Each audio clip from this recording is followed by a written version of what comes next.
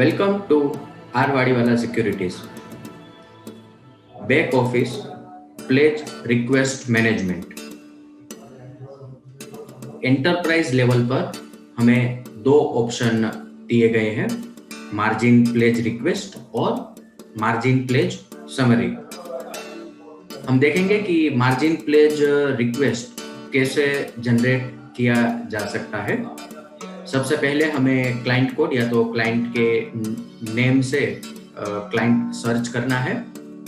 उसके बाद दो ऑप्शन अवेलेबल है कि नई प्लेज रिक्वेस्ट हमें जनरेट करनी है या प्रीवियस जो रिक्वेस्ट है उसका स्टेटस चेक करना है। अगर हम प्रीवियस रिक्वेस्ट का स्टेटस चेक करना चाहते हैं तो इस हिसाब से हमें आगे हमने जो रिक्वेस्ट डाली हुई है उसका नीचे लिस्ट अवेलेबल होगा और यहाँ से हम उसका एग्जैक्ट स्टेटस भी डिटेल चेक कर सकते हैं। समझो कि हमें नई रिक्वेस्ट क्रिएट करनी है तो हमारे पास दो ऑप्शन है। क्लाइंट ने अगर कोई काम किया हुआ है और उसका कोई मार्जिन शॉर्टेज है तो ऑटोमेटिक सिस्टम कैलकुलेट कर सकती है, और दूसरा ऑप्शन है कि हम अपने हिसाब से भी अमाउंट यहाँ पे पुटअप कर सकते हैं।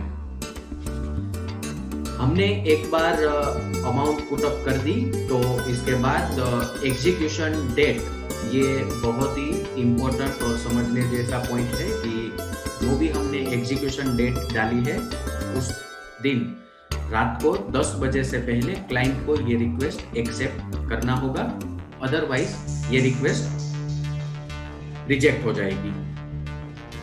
यहाँ पे क्लाइंट का टोटल होल्डिंग कितना है, हमने रिक्वेस्ट कितनी अमाउंट की डाली है और जो स्टॉक सिस्टम ने सिलेक्ट किया है उसका वैल्यू क्या हो रहा है।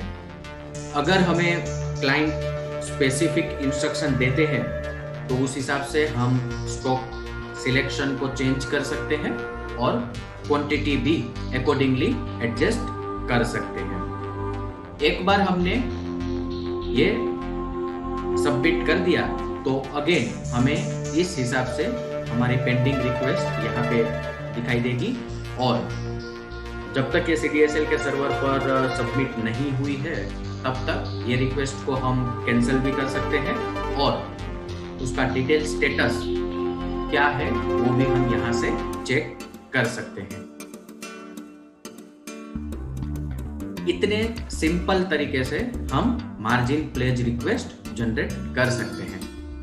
Thank you.